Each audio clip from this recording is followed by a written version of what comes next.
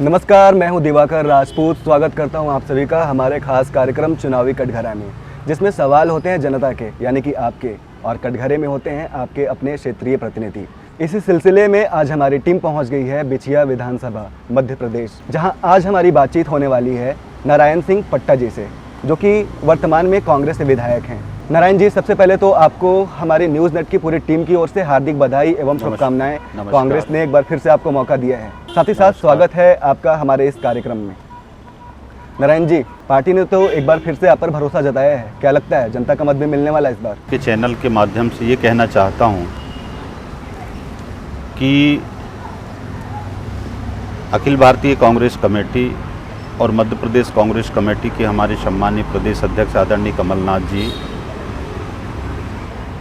के द्वारा आज चौथी बार मुझे एक साधारण कार्यकर्ता को बिछिया विधानसभा क्षेत्र से एक प्रत्याशी बनाया है। मैं शीर्ष नेतृत्व का और हमारे कार्यकर्ताओं का आभारी हूँ। पिछले 2018 में भी मैं एक प्रत्याशी के तौर पर चुनाव जीता और पूरा 5 साल क्षेत्र में जनता के बीच रह कर के मैंने शासन की अनेक योजनाओं को अंतिम छोर में रहने वाले उस व्यक्ति तक पहुंचाने का काम किया। साथ ही क्षेत्र के सर्वांगीण विकास के लिए सड़क से लेकर के सदन तक मैं जनता की आवाज़ बनकर के अपनी बातों को पूरी ताकत के साथ सदन में रखा, और जिसका ही परिणाम है ये कि आज विकास के साथ साथ जो हमने जनता की आवाज़ बनकर के सदन में अपनी बात को रखा, ये तमाम चीज़ों को देख कर के पार्टी ने पुनः मुझे एक मौका दिया है। और निश्चित रूप से 2023 के इस अवसर को जनता ने मन बना लिया है कि हम इसको खोने नहीं देंगे। जो 18.5 साल से मध्य प्रदेश में भारतीय जनता पार्टी की सरकार के चलते लगातार यहाँ का नौजवान, यहाँ का किसान, हमारी महिलाएं शोषण, अत्याचार और भ्रष्टाचार और आज महंगाई जैसे मार को लगातार झेल रहे हैं। जनता मन बना चुकी है कि भारतीय जनता पार्टी को सत्ता से हटा करके कांग्रेस की सरकार बनाना है। और मैं आपके चैनल के माध्यम से आश्वस्त करना चाहता हूं कि कांग्रेस की सरकार बन रही है और माननीय कमलनाथ जी मध्य प्रदेश के पिछले बार के चुनाव में बिछिया की अगर बात की जाए तो वोटों का जो अंतर है वो 23,000 का था। क्या लगता है इस बार अंतर और बढ़ने वाला है या फिर कांटे की टक्कर देखने को मिलेगी बिछिया विधानसभा में? हम इस बार डबल अंतर से चुनाव जीतेंगे। ये जनता का जो आशीर्वाद और जनता का जो सहयोग है और जो जन समर्थन मिल रहा है, इससे हमको ये लग रहा है कि हम डबल, अगर 23,000 से हम चुनाव जीते थे तो इस बार हम 40 के ऊपर से हम चुनाव जीतेंगे। सर, भाजपा के तमाम नेता तो यह कह रहे हैं कि वो इस बार 150 से भी ज़्यादा सीटें लाने वाले हैं मध्य प्रदेश में। भारतीय जनता पार्टी हमेशा झूठ और भ्रम की राजनीति करती है, लोगों को वर्गलाने का काम करती है, और ये काम भारतीय जनता पार्टी के लोगों से अच्छे से आता है। मैं आपके चैनल के माध्यम से कहना चाहता हूँ कि चुनाव की वो तारीख की जनता प्रतीक्षा कर रही है, और वो 3 दिसंबर को आप देखिएगा मध्य प्रदेश में पूर्ण बहुमत और 150 से ऊपर के आंकड़ों से कांग्रेस की सरकार बन रही है और कमलनाथ जी मुख्यमंत्री बनने जा रहे हैं। भाजपा के डबल इंजन की सरकार एवं विकास के वादों के मुकाबले आपके पास क्या उपलब्धियां हैं जनता को गिनाने के लिए? मंडला हमारा आदिवासी जिला है, बिछिया कॉन्स्टिट्यूंसी हमारा आरक्षित क्षेत्र के अंतर्गत आता है। भारतीय जनता पार्टी के ये 18 साल के कार्यकाल में रोजगार, महंगाई और ये किसानों की समस्या, शिक्षा और स्वास्थ्य, ये हमारे मंडला ज़िले में भारतीय जनता पार्टी के द्वारा भेदभाव किया गया और जिसके चलते ये हमारे ज़िले की जनता को, हमारे विधानसभा के लोगों को इसका दुष्परिणाम उठाना पड़ा, जिसके कारण लोग इस बार मन बना चुके हैं कि भारतीय जनता पार्टी की विदाई करके हमको कांग्रेस की सरकार बनाना है। तो नारायण सिंह पट्टा ने इसके लिए अभी तक क्या कुछ काम किए हैं, जो आप कमियां बता रहे हो बिछिया विधानसभा में?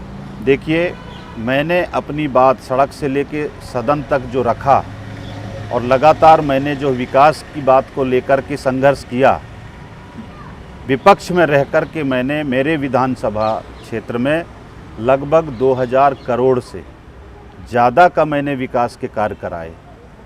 15 महीने की जब कांग्रेस की सरकार थी तो इतने कम समय में मंडला ज़िले की पहली बिछिया विधानसभा की उपलब्धि होगा, जहां पर हम डिप्लोमा वेटनरी कॉलेज सैंक्शन कराया, हमने बिछिया को बिजली का संभाग बनाया, हम मवई हमारा दूरांचल क्षेत्र है वहाँ पर 33 केवी का सब स्टेशन हमने स्वीकृत कराई, हम मवई जहाँ पर विद्युत वितरण केंद्र नहीं था, हम 15 महीने की सरकार में वहाँ पर विद्युत वितरण केंद्र की स्थापना कराई और आज विद्युत वितरण केंद्र वहाँ पर संचालित है। हमारा घुघरी से सलवाह से लेकर के अमरपुर रोड जो पैदल चलने लायक नहीं था, हमने 15 महीने की सरकार में रह कर के 20 करोड़ का रोड सैंक्शन करा करके आज 2 लेन बनवाई, जिसमें आज वो रोड बनकर के तैयार हो चुका। हमने पद्मी रामनगर घुघरी सलवाह 51 किलोमीटर की रोड 120 करोड़ में स्वीकृत कराई, आज निर्माणाधीन है। ऐसे हम अनेक कार्य ये 15 महीने की शासन में हमने कराया। ये तो मुख्य काम बताया। यदि मैं अपनी विकास गिनाना चाहूँ तो निश्चित रूप से हमने वो जो ये 15 साल में भारतीय जनता पार्टी की सरकार नहीं कर पाई, वो हम 15 महीने में करके दिखा दिए। भाजपा के तमाम नेताओं द्वारा आपके पार्टी पर ये आरोप लगता रहता है कि ये कांग्रेस जो है वो केवल और केवल घोटालेबाजों की सरकार है। देखिए, भारतीय जनता पार्टी कोई भी आरोप लगा सकती है। इन्होंने 2014 में लोगों से वादा किया था कि हम अच्छे दिन लाएंगे, 2 करोड़ युवाओं को 1 वर्ष में रोजगार देंगे, 15-15 लाख रुपया हर किसी के खाते में पहुंचाएंगे, काला धन वापस लाएंगे, महंगाई कम करेंगे, किसानों का आय दुगना करेंगे। जब इस देश की जनता भारतीय जनता पार्टी से पूछने लगी तो इन्होंने अपने वादों से मुकर गए और कहने लगे कि ये चुनावी जुमला है। तो सबसे बड़ा आज जो रोजगार छीनने का काम अगर कोई किया है तो वो भारतीय जनता पार्टी की सरकार ने किया है। जो हमारे जितने भी सरकारी उपक्रम थे, सरकारी मिशनरियाँ थी, इन सबको प्राइवेटकरण करके हमारे देश के युवाओं को बेरोजगार बनाने का काम अगर कोई किया है तो वो भारतीय जनता पार्टी की सरकार ने किया है।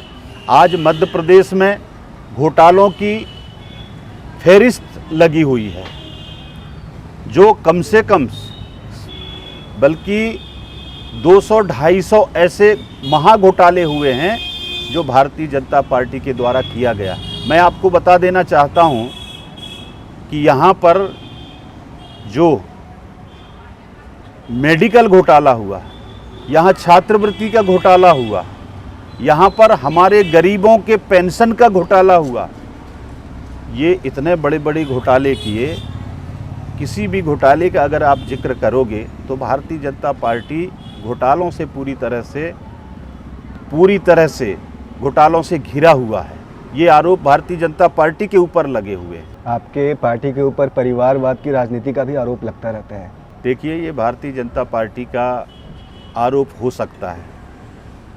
क्या भारतीय जनता पार्टी के नेताओं के पुत्र, उनके परिवार के लोग क्या राजनीति में नहीं हैं? क्या हम इसको परिवार कह सकते हैं? आज अगर मैं एक राजनीति क्षेत्र में हूँ, आज मेरा सहयोग मेरा परिवार करता है, तो क्या ये परिवारवाद हो गया? क्या ये भारतीय जनता पार्टी के लोग अपने आप को बचने के लिए कुछ भी आरोप लगाते रहते हैं? इनके पास जनहित के विषय है नहीं है। ये गुमराह और जनता को भटकाने के लिए किसी भी प्रकार की आरोप लगाने से पीछे नहीं है। भाजपा कहीं ना कहीं नरेंद्र मोदी के चेहरे को आगे रखकर चुनाव में आने का प्रयास कर रही है। आपको क्या लगता है, आपके चुनावी क्षेत्र में नरेंद्र मोदी की लोकप्रियता आपके लिए चुनौती बन सकती है क्या? देखिए, भारतीय जनता पार्टी के पास कोई चेहरे नहीं है सिवाय नरेंद्र मोदी के अलावा। ये नरेंद्र मोदी जी की गुणगान कब तक करेंगे? ये ज़्यादा दिन तक चलने वाला नहीं है। आज नरेंद्र मोदी जी के नाम पर देश को एक ऐसी स्थिति पर ला कर के इन लोगों ने खड़ा कर दिया जो आज महंगाई के नाम से जाना जाता है, बेरोजगारी के नाम से जाना जाता है। नरेंद्र मोदी जी के नेतृत्व में ये किसानों की बात करते हैं, किसानों की सरकार कहते हैं, उनके लिए ये 3 काले कानून लाते हैं और पूरे देश का किसान आंदोलन करता है और उस आंदोलन के चलते 750 से ज़्यादा किसान हमारे शहीद होते हैं। और ये शहीद कराने वाले का श्रेय अगर किसी को जाता है तो मैं नाम नहीं लेना चाहता हूँ। ये सारे जितने भी घटनाएं हो रहे हैं ये भारतीय जनता पार्टी के शासनकाल में हो रहे हैं और इनका कोई अगर मुखिया है तो मैं समझता हूँ आज केंद्र में नरेंद्र मोदी जी प्रधानमंत्री। चूँकि मंडला जिला या फिर कह लें कि बिछिया विधानसभा क्षेत्र ये एक आदिवासी बहुल्य क्षेत्र है, वही हाल फिलहाल में ही भाजपा के सरकार ने आपके समाज के ही एक महिला यानी कि द्रौपदी मुर्मू जी को राष्ट्रपति के पद से नवाजा है। क्या लगता है कितना प्रभाव रखने वाला है इस बार के चुनाव में? देखिए, महामहिम राष्ट्रपति जी का पद बहुत ही सम्मानीय पद होता है। वहाँ पर जो भी शोभायमान होता है वो बहुत सम्मानीय होता है। राष्ट्रपति मुर्मू एक आदिवासी वर्ग से आती है, हम उनका सम्मान करते हैं, लेकिन भारतीय जनता पार्टी सिर्फ और सिर्फ राजनीति और वोटों की राजनीति करने के लिए आदिवासी को राष्ट्रपति बनाया गया है। आज जब से भारतीय जनता पार्टी की सरकार केंद्र में है तब से सबसे ज़्यादा अगर अत्याचार हो रहे हैं इस देश में तो वो आदिवासी वर्ग पर हो रहा है। लेकिन जो आदिवासी वर्ग का व्यक्ति जो राष्ट्रपति जैसे सम्मानीय पद पर बैठा हुआ और वो कोई स्टैंड ना ले सके, वो आदिवासियों को न्याय ना दिला सके, तो ऐसे किस काम का वो आदिवासी जो राष्ट्रपति बनकर बैठा? मतलब ऐसा हम मान के चले कि नारायण सिंह पट्टा सीधा सीधा ये आरोप लगा रहे हैं कि भाजपा का ये निर्णय एक चुनावी स्टंट है। मैं आपके सवाल का जवाब देते हुए ये कहना चाहता हूँ, मणिपुर हमारे देश का एक प्रदेश है ना। मणिपुर में घटना क्या हुई इसको पूरा देश ने देखा। वहाँ पर सरेआम हमारे आदिवासी महिलाओं को, बहनों को दौड़ा दौड़ा कर निर्वस्त्र करके उनके साथ अत्याचार किया और सरेआम गोलियों से भूंजा गया। और वहाँ भारतीय जनता पार्टी की सरकार मुंह बांधकर चुपचाप देख रही है।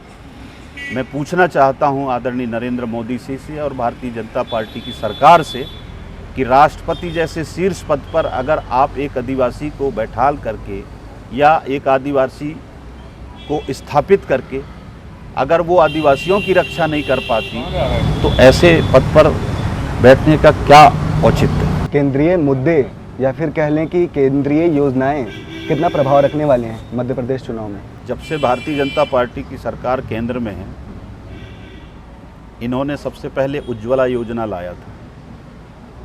खूब इन्होंने अपनी राग अपनी डफली बजाने का काम किया, खूब प्रचार प्रसार किया। आज उज्ज्वला योजना का क्या हाल है? ना गरीबों को सब्सिडी मिल पाई, ना दोबारा गरीब सिलेंडर ले पाए। ऐसी इनकी तो योजनाएं हैं। प्रधानमंत्री आवास योजना की ये खूब गुणगान कर रहे हैं। ये शहर में 2.5 लाख रुपया दे रहे हैं और ग्रामीण क्षेत्र में 1.5 लाख रुपया की बात कर रहे हैं। ये एक कानून, एक नीति, लेकिन ये दोहरी बातें करके सिर्फ और सिर्फ हर योजना पर राजनीतिक रोटियां सेकने का काम कर रहे हैं। ये ज़्यादा दिन तक चलने वाली नहीं है। बिछिया का लोकल मुद्दा क्या है? बिछिया के आम जनता इस बार किन मुद्दों को ध्यान में रख के अपना मत देने वाले हैं?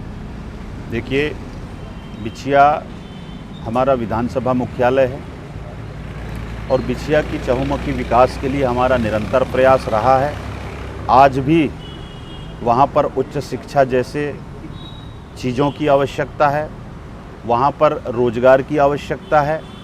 जो हमारे 15 साल के शासनकाल में हमने प्रयास किया था, आज भारतीय जनता पार्टी के शासन के द्वारा हमारे बिछिया विधानसभा के साथ जो चौताला व्यवहार किया है, घुघरी में जो ITI स्वीकृत था, इसको इन्होंने खुलने नहीं, चालू नहीं होने दिया।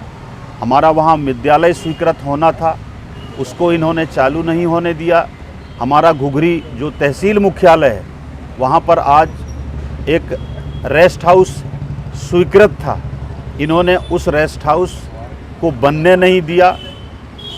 हर विकास के कार्यों में ये भेदभाव किए और उनको रोकने का काम किए।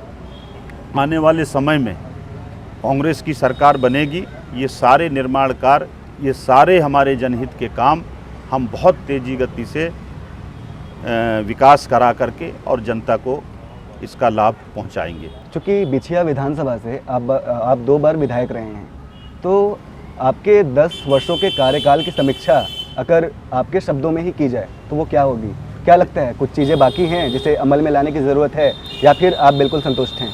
देखिए, अभी भी विकास की ज़रूरत है।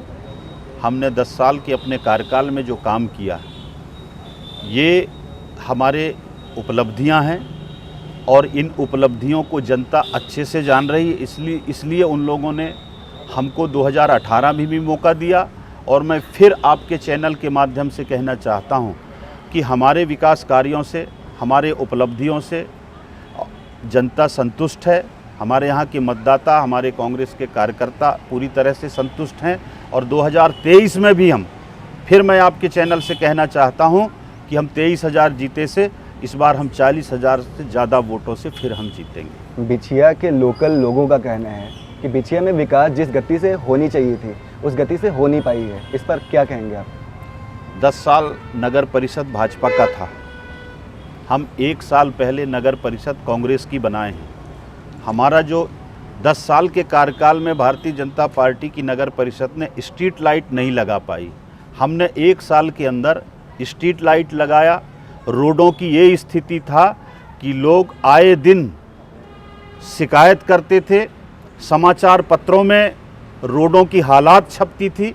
हमने 1 साल के अंदर रोडों का दुरुस्तीकरण करके आज अच्छी रोड जनता को समर्पित किया है। हमने ऐसे अनेक विकास कार्य जो लोकल बिछिया के लिए हमने करना शुरुआत किया है, आगे हम और भी करेंगे। जो हमारा लक्ष्य है, हमारा जो है मिशन है। चंद महीनों बाद लोकसभा का चुनाव भी आने वाला है, वहीं आपकी पार्टी यानी कि कांग्रेस इंडिया नामक गठबंधन का हिस्सा है, तो क्या हम मान के चले कि आज कांग्रेस इतना मजबूर हो चुका है, इतना कमज़ोर हो चुका है कि उसे इंडिया जैसे गठबंधन का सहारा लेना पड़ रहा है? देखिए, एनडीए में कितने दल हैं? एनडीए में इतने सारे दल हैं और आज उन दलों का कहीं भी नाम नहीं लिया जाता।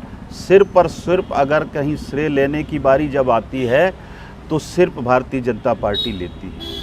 और आज जिस तरह से ये भारतीय जनता पार्टी ने झूठ फैला करके, भ्रम फैला करके देश के लोगों को धर्म के नाम पर, जाति के नाम पर, मंदिर के नाम पर बांटने का जो काम किया जा रहा है, और जो व्यक्ति अगर राष्ट्र हित में, देश हित में काम करना शुरुआत करता है, उसके ऊपर ईडी और न जाने जो हमारी सरकारी एजेंसियां हैं उन सब का इस्तेमाल करा करके उनको झूठी मामलों में फंसा करके भारतीय जनता पार्टी परेशान करती है। और जो अपराधी हैं, जो अपराध की श्रेणी में आते हैं, वो सारे लोग भारतीय जनता पार्टी में आज भी विद्यमान हैं। तो ऐसे सरकार को और ऐसे भारतीय जनता पार्टी को जवाब देने के लिए हमें एक साथ होना पड़ेगा।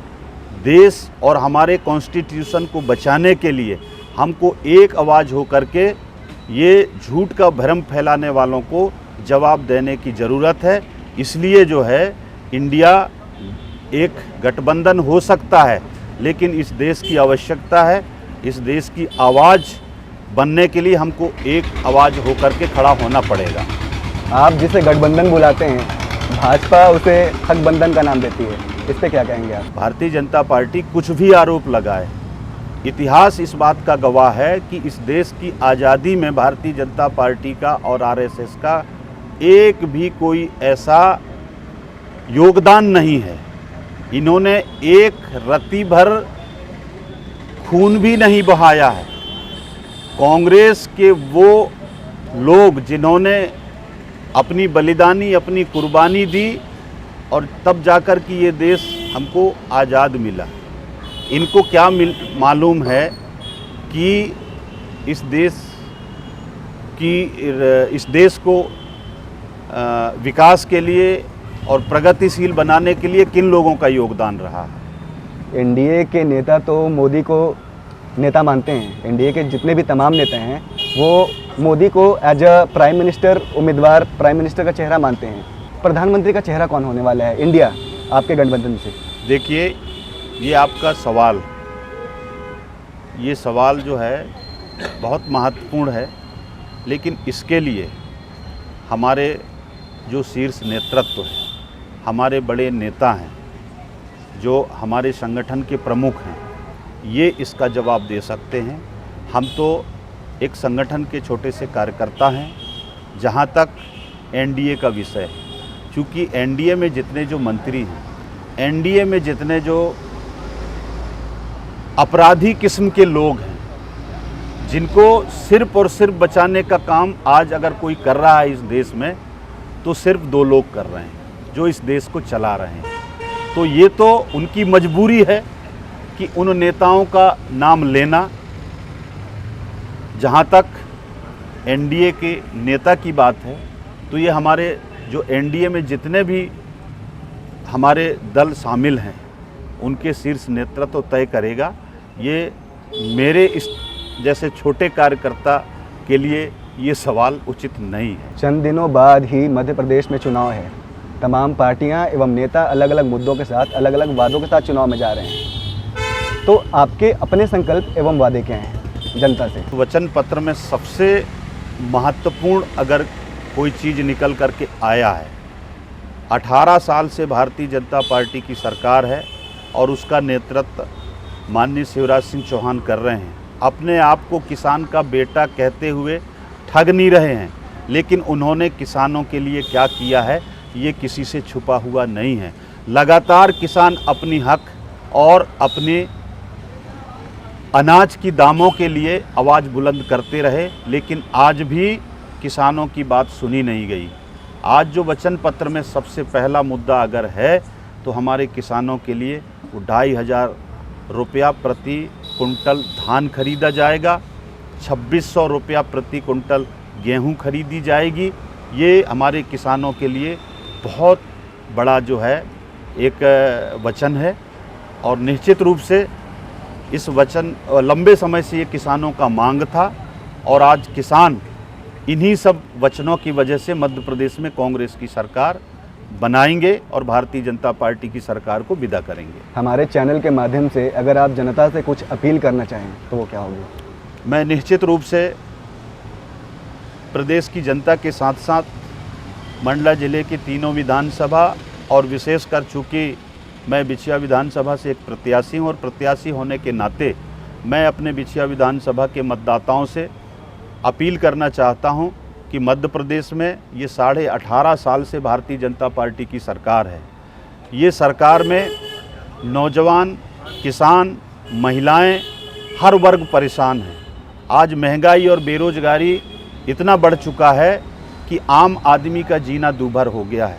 मैं निवेदन करना चाहता हूं कि ऐसी सरकार को हटाने के लिए कांग्रेस पार्टी ने जो वचन जारी किए हैं, जिसमें सबसे पहले जैसे ही हमारी कांग्रेस की सरकार बनेगी 1500 रुपया प्रतिमाह नारी सम्मान योजना के अंतर्गत हमारे माताओं बहनों को दिया जाएगा।